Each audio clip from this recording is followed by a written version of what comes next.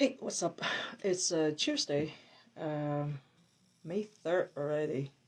Wow. It's already in the month of May. Here today, I would like to just quickly talk about the karmic contracts since I talked about karmic contracts last time. Um,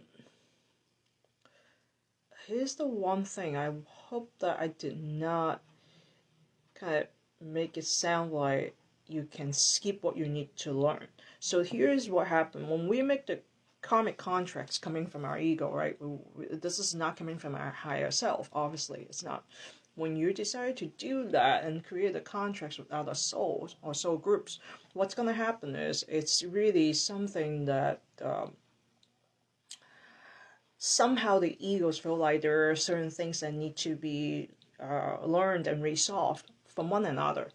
So by canceling contracts doesn't mean that you can skip that. So just understand the fact that when you are really getting a chance to look at what is going on in your current situation. So for example, if you're currently running into a situation where you feel so stuck with certain individual, right, at work, at home, whatever, you have to really ask yourself, what is it that I got stuck on, right? What is it I need to learn from this experience with this current situation with this particular individual or individuals? So if you are ready, so when you're ready and really move forward, you have to be able to really come to a full realization like, okay, this is something that I understand I'm being impatient, right? Or I'm being timid, I'm fearful. So these are the things that you need to resolve and be able to get through that at your best ability, obviously, because this is not something that you can just get it done. I mean, I am very proactively working on myself on daily basis. At any given moments when I realize and notice something kind of like feeling imbalance, out of balance, right? So it's really constantly you are being aware of how you feel along with what is going on in your mind. Okay, when you're becoming so aware of your thoughts and be able to catch the moment like, okay, I'm feeling like, something is kind of off. What I've been thinking about right now, this is what's going through my head. So these are the things that you have to be able to remember. We have to resolve that. And if we don't and try to cancel the contracts, then you won't necessarily be able to do that because there's a reason why you originally have that contract set up with the other souls or soul groups, right? Your ego somehow gets stuck on it and need to kind of negotiate, renegotiate, and come back again, do it again. Different dynamics, different role plays, right?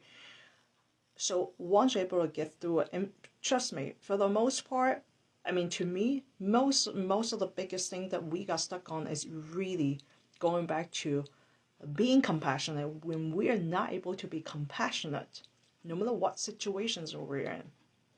That's the one of the biggest hurdles that we have encounter, which is really like being impatient, being really fearful, being very judgmental, right? Not only towards other people, but towards ourselves, right?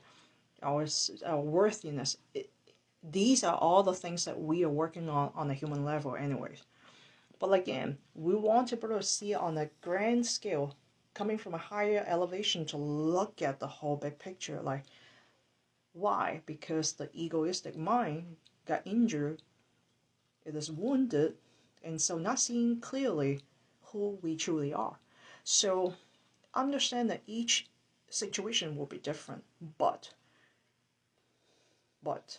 there is this grand theme of helping us to remember who we are by actualizing who we are, right? Our higher self is this awesome, unconditional, loving being. It's still never leave that theme because this is what we really want to do, is to be able to fully actualize our authentic self, our awesome, pure, loving being temporary in this vessel and trying to do some wonderful thing and be the light and shine the light, right? To make sure everybody, no matter what you are in, what dimensions that you're in, what realities that you're in, It doesn't matter. When you fully recognize who you are and be able to harness the essence of you, then all those so-called like karmic contracts and things that we feel stuck on, it will be easily be resolved, because now you're elevating to a higher frequency of your own authentic self to be able to resolve something that on a lower vibrational frequency will have a hard time to be resolved. That is really what we are, quote unquote, learning to do. I hope this really makes sense. So again, canceling karmic contracts is not a shortcut. But it's for people kind of like myself. I'm very motivated to be able to release all those contracts and not trying to skip the lessons, but to recognize what I'm supposed to learn so that I can move on. Most of the time is really being compassionate being. Be able to be the unconditional love, the divine love. And also, one important thing is always about forgiveness. Sounds so cliche, huh? Sounds like a lot of teachers talk about the same thing. In a way, yeah. We just kind of express it in a different way. We phrase it in a different way. All teachers talk about a lot of wonderful things. It just depends on which time when you listen to it. First time, second, third, fourth. As you're moving forward, somehow one person says something really hit you right at the sweet spot. And then you just click, like, you have your own aha moment. That's how we are able to get to our own epiphany. Like, wow, I can't believe I got stuck for so long. And then now, I finally get it. I fully get it because I can feel it. Again, to be our authentic self, it's not as much of engaging up here. It's more engaging here. And like the other teacher, I saw it earlier today. And your gut, your solar plexus. They have to be congruent. Right? They have to be in alignment. If you think about it, this is part of your chakra systems on the center line. So again, know the importance of the lessons. You have to be able to know what you're supposed to learn through the experience, through the dynamics with whoever, whatever situation. Forgive. Let go in the most loving way. Because when you do, you will be able to feel that energy is kind of like the lower vibrational energy will be releasing and transform and transmute, and then so that you can have a bigger vessel in you, so to speak, not just your physical body, but your energy flow will become expanded. Okay, so for most of you who are very intuitive, you'll be able to feel that shift as you are able to forgive. This is the most powerful thing. This is actually one of the most important self-empowerment that we can do, and we owe it to ourselves, is to be able to allow ourselves to set free. And we're not only setting ourselves free, we are setting every other souls, right, who are involved in this whole quote-unquote contract, this entire co-creation. When we're able to release everybody else, and with this most awesome unconditional love, and to be able to set everybody free and heal, release and let go and forgive fully, then that contract technically can be dissolved automatically, because it will be dissolved, because lesson has been learned and accomplished. Now, of course, just because you get to your part, that's good. The other people, they may or may not be able to get to their part. That's on them. But you can always still send the unconditional love and set the intention that they are going to get to their part at the divine timing when they're ready. But you are really propelling them to the acceleration on their path, right? So no matter what, you're still doing, like planting the good seeds and doing the good deeds for all other souls. So it is very important to understand that The karmic contrast, don't see it as something really bad. The way I said it in the last video is that because I'm so motivated to recognize, wow, there are a lot of things tied up to things that I haven't learned completely yet, right? I still get really frustrated. I still get frustrated with my current situation with certain clients or certain customers or my coworkers, whatever, tiny little situations. Why will I get upset over a tiny little thing that's so not really that significant? Why will I get bothered by it? Right? As the saying goes, when you realize an apple, when you squeeze an apple, you'll always get apple juice. You cannot get orange juice. Likewise, if you squeeze an orange and trying to get some juice out of it, it's not going to be apple juice. It's got to be orange juice, right? So when you realize you have this like emotional stir up in a certain situation with certain folks co-create that experience, and you know it has nothing to do with those people. It's always coming back at yourself. These people, quote unquote, soul groups, contracts, co-creation, it's helping me to recognize, I am still, I'm still squeezing my orange juice, even though I want apple juice. I know, I don't know, that just this apple and orange is always stuck in my head, but I hope you get the idea. So when I recognize that, wow, this is not what I want, I need to kind of shift that, right? So when I want to be a loving human being, I better be really loving human being inside of me, which it is.